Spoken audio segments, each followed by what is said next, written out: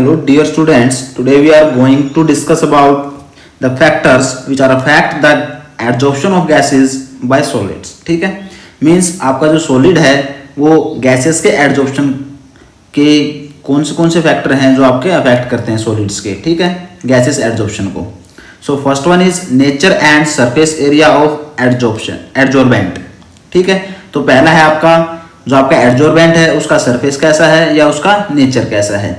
The same gas is absorbed by different solid at different extent even at the same temperature. आपकी जो same gas है वो absorb की जाती है डिफरेंट सॉलिड्स के द्वारा और डिफरेंट टेम्परेचर पे. मीन्स आपकी कोई भी एक गैस है वो किसी भी आपका जो सॉलिड है बी है सी है डी है उसको आपका एब्जॉर्ब करता है अलग अलग टेम्परेचर पे. ठीक है, मीन्स आपकी एक गैस अलग अलग सॉलिड्स के द्वारा एब्जॉर्ब की जाती है. मीन्स आपकी जो गैस है वो एब्जॉर्बेट है अलग अलग एडजॉर्बेंट के लिए. ठीक है, greater the surface area greater is the volume of gases absorb. जितना आपका सरफेस एरिया है वो ज़्यादा होगा उतना ही एब्जॉर्प्शन आपका गैसेज का ज़्यादा होगा. मीन्स जितना आपका सरफेस एरिया ज़्यादा होगा उतने ही गैसेज के जो पार्टिकल्स हैं वो आके स्टिक कर जाएंगे सरफेस के ऊपर एडजॉर्बेंट के लिए, एब्जॉर्प्शन के लिए. ठीक है, nature of the gases being adsorb. जो आपका गैस आपकी एडजॉर्ब हो रही है जो मीन्स आप जो एडजॉर्बेट है उसका नेचर कैसा है आपका वो भी आपका डिपेंड करता है. Different gases are absorb to different extent even by the same solid. जो आपकी डिफरेंट गैसेज हैं मीन्स आपकी गैसेज भी डिफरेंट है अब लेकिन सॉलिड सेम है. ठीक है, तो मीन्स आपकी डिफरेंट गैसेज भी एक सेम सॉलिड के ऊपर आके एब्जॉर्ब कर सकती हैं अलग अलग एक्सटेंट पे. ठीक है, वहां पे आपका क्या था सेम गैस थी और अलग अलग सॉलिड्स थे आपके. ठीक है, डिफरेंट सॉलिड्स था, यहाँ पे डिफरेंट गैसेज हैं और सॉलिड आपका सेम है.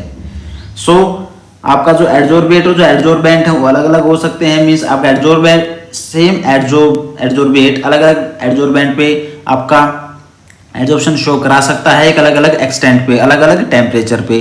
उसी प्रकार आपका जो है डिफरेंट एडजॉर्बेट आपके एक ही सेम ही एडजॉर्बेंट पे अलग अलग एक्सटेंट पे आपका एडजॉर्प्शन शो करेंगे. ठीक है, as the critical temperature, here the term is critical temperature.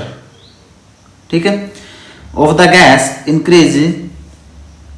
जो आपका क्रिटिकल टेम्परेचर है गैस का वो इंक्रीज करता है. It is easier to liquefy, जिससे आपका क्या है जो गैस का अगर आपका क्रिटिकल टेम्परेचर इंक्रीज करता है तो लिक्विफाई में आसानी रहती है. And it is also more readily absorb, और वो ज़्यादा अच्छे से एब्जॉर्ब किया जाएगा. मीन्स एब्जॉर्प्शन आपका अच्छा होगा. अगर हम बात करें क्रिटिकल टेम्परेचर की तो यहाँ पे आपको डेफिनेशन दी हुई है क्रिटिकल टेम्परेचर की. The critical temperature of a substance is the temperature. आपका जो क्रिटिकल टेम्परेचर है वो किसी भी सब्सटेंस का वो टेम्परेचर होता है एट एंड अबोव. आपका जो टेम्परेचर है एट मीन्स आपका एक डेफिनेट टेम्परेचर और क्रिटिकल टेम्परेचर उस टेम्परेचर पे या उससे ऊपर टेम्परेचर पे which vapour of the substance can not be liquefied.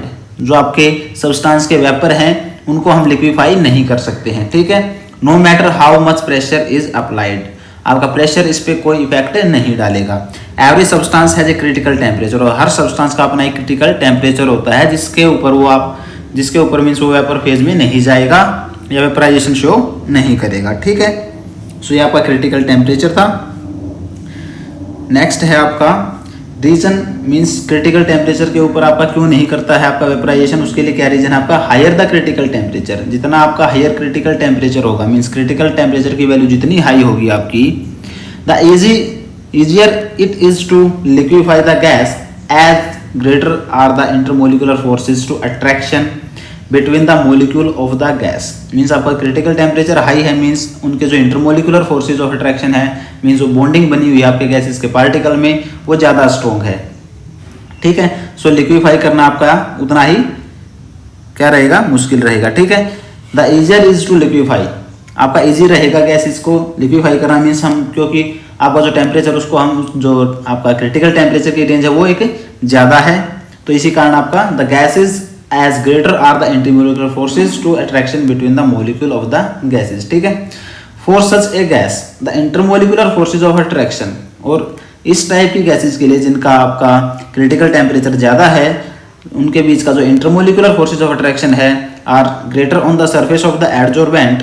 जो सरफेस होगा एडजॉर्बेंट पे उस पे जो उसका फोर्स ऑफ अट्रैक्शन रहेगा वो ज़्यादा रहेगा एडजॉर्बेंट पे, ठीक है, एडजॉर्बेंट के सरफेस पे, एंड दस the adsorption will be more, जिसके कारण आपका जो एडजॉर्प्शन होगा वो ज़्यादा होगा, क्योंकि वो ज़्यादा सरफेस के अट्रैक्शन ज़्यादा होगा तो लिक्विफाई कम होगा, लिक्विफाई कम होगा तो आपका एडजॉर्ब और एडजॉर्बेंट के बीच में जो आपका अट्रैक्शन फोर्सेज है ज़्यादा है, इस कारण आपका जो एडजॉर्प्शन होगा वो ज़्यादा हो जाएगा, ठीक है।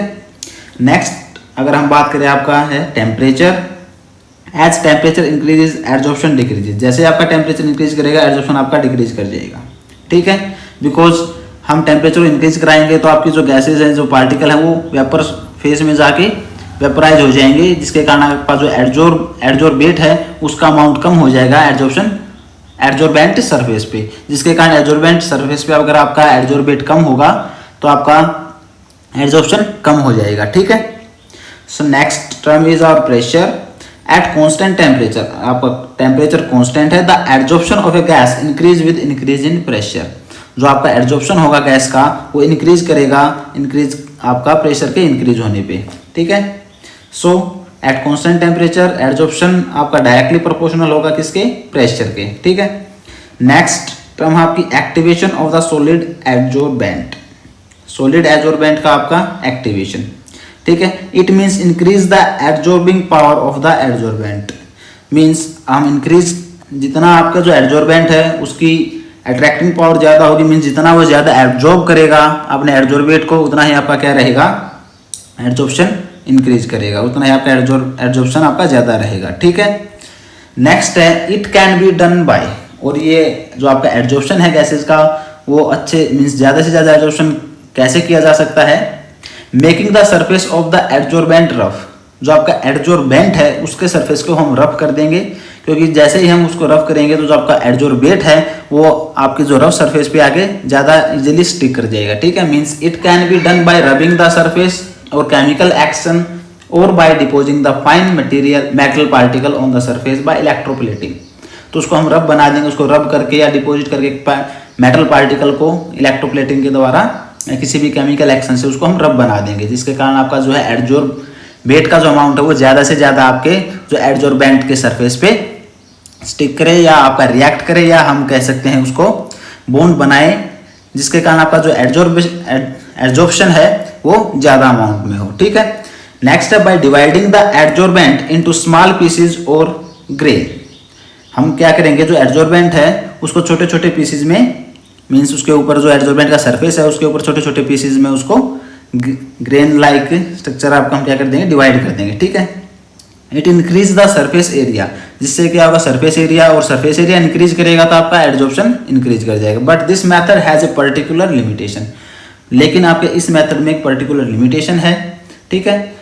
If the particle are too fine like powder, अगर आपके जो पार्टिकल हैं वो ज़्यादा मीन्स हल्के हैं, पाउडर की फॉर्म में है, the adsorption of the gases will become difficult, फिर आपका जो गैसेज का एडजॉर्प्शन है वो आपका डिफिकल्ट हो जाएगा, ठीक है। So next is our by removing the already adsorbed gases, और आपका जो एडजॉर्प्शन को अच्छा बनाने के लिए, ज़्यादा एडजॉर्प्शन होने के लिए आपका नेक्स्ट जो स्टेप है वो है आपका by removing the already adsorbed gases, जो पहले से ही आपके एडजॉर्बेंट सरफेस पे गैसेज प्रेजेंट है उनको रिमूव करके हम आपका जो एडजॉर्प्शन है उसको इंक्रीज कर सकते हैं, ठीक है।